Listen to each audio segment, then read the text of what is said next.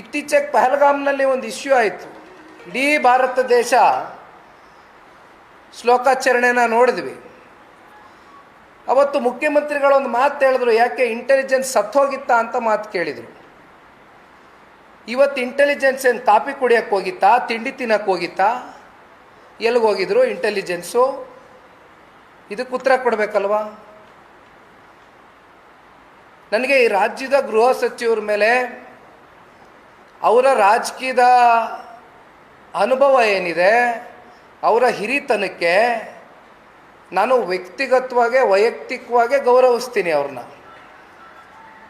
ಆದರೆ ಗೃಹ ಸಚಿವರು ಇಲ್ಲಿಯವರೆಗೂ ನಿನ್ನೆಯಿಂದ ಒಂದು ಕೂಡ ಅವರ ಬಾಯಿಂದ ಸ್ಪಷ್ಟವಾದಂಥ ಒಂದು ಹೇಳಿಕೆ ಇಲ್ಲಿವರೆಗೂ ಕೂಡ ಬಂದಿಲ್ಲ.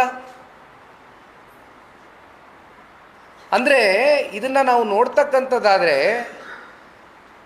ಗೃಹ ಸಚಿವರ ಮೇಲೆ ಇವತ್ತು ಸವಾರಿ ಮಾಡಿ ತುಂಬ ಜನ ಜಿ ಪಿ ಎ ತೊಗೊಬಿಟ್ಟಿದ್ದಾರೆ ಅಂತ ನನಗನ್ನಿಸ್ತಾ ಇದೆ, ಜನಕ್ಕೂ ಅನ್ನಿಸ್ತಾ ಇದೆ ಅಂತಕ್ಕಂಥದ್ದು ನಾನು ಅಂದ್ಕೊಂಡಿದ್ದೀನಿ.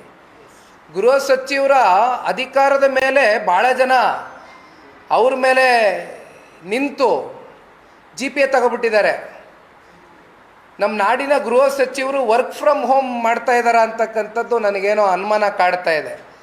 ವರ್ಕ್ ಫ್ರಮ್ ಹೋಮ್ ಕಾನ್ಸೆಪ್ಟಲ್ಲಿದ್ದಾರೆ ಅವರು. ಬಹುಶಃ ನಿನ್ನೆ ಆದಂಥ ಒಂದು ಪ್ರಕರಣ ಏನಿದೆ, ಇದ್ರ ಬಗ್ಗೆ ಅವ್ರಿಗೆ ಯಾವುದು ಮಾಹಿತಿ ಇದ್ದಂಗಿಲ್ಲ.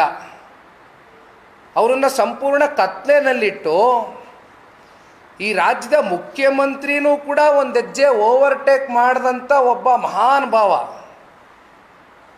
ಈ ರಾಜ್ಯದ ಗೌರವಾನ್ವಿತ ನಮ್ಮ ಉಪಮುಖ್ಯಮಂತ್ರಿಗಳು ಬಹುಶಃ IPL ತಂಡದಲ್ಲಿ ಏನಾದರೂ ಪಟಿದಾರ್ ಅಂತಕ್ಕಂಥ ಕ್ಯಾಪ್ಟನ್ ಏನಿದ್ದಾರೆ, ಅವರ ಜಾಗದ ರಿಪ್ಲೇಸ್ಮೆಂಟ್ ಏನಾದರೂ ಈ ರಾಜ್ಯದ ಉಪಮುಖ್ಯಮಂತ್ರಿಗಳೇನಾದರೂ ಆಟ ಏನಾದರೂ ಆಡಿ 11 ಜನದಲ್ಲಿ ಕಪ್ ಗೆತ್ಕೊಂಡು ಬರಲಿಕ್ಕೆ ಏನಾದರೂ ಮುಖ್ಯವಾದಂಥ ಕಾರಣಕರ್ತರಾಗಿದ್ರ?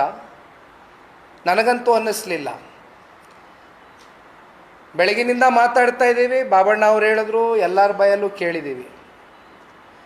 ಒಂದು ಕಡೆ 4 ಜನ 5 ಜನ ಸಾವಿನ ಪ್ರಕರಣ ಈ ರೀತಿ ಆಗಿದೆ ಅಂತಕ್ಕಂಥ ಸುದ್ದಿ ಕೇಳಿದ ಮೇಲೂ ಕೂಡ ಇನ್ನೊಂದು ಕಡೆ ಈ ಮಹಾನ್ ಭಾವ ಕಪ್ಪನ್ನು ಕೈಯಲ್ಲಿ ಇಟ್ಕೊಂಡು ಏನು ಕಪ್ಪಿಗೆ ಮುತ್ತು ಕೊಟ್ಟಿದ್ದು, ಸೆಲ್ಫಿ ತಗೊಂಡಿದ್ದು, ರೀಲ್ಸ್ ಕಟ್ ಮಾಡಿಸಿದ್ದು, ಗೌರ್ಮೆಂಟ್ ಗಾಡಿ ಇನೋವಾ ಗಾಡೀಲಿ ಕೈಯಲ್ಲಿ ಪಕ್ಕದಲ್ಲಿ RCB ಫ್ಲ್ಯಾಗ್ ಇಟ್ಕೊಂಡು ಓಹೋ ನಾಚಿಕೆ ಮಾನ ಮರ್ಯಾದೆ.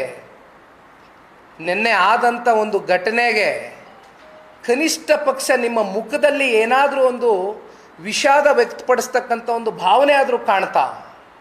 ಅದೇ ದರ್ಪ, ಅದೇ ಅಧಿಕಾರದ ಮದ ನಿಮ್ಮ ಕುಟುಂಬದವ್ರಿಗೆ ಏನಾಗಲಿಲ್ವಲ್ಲ?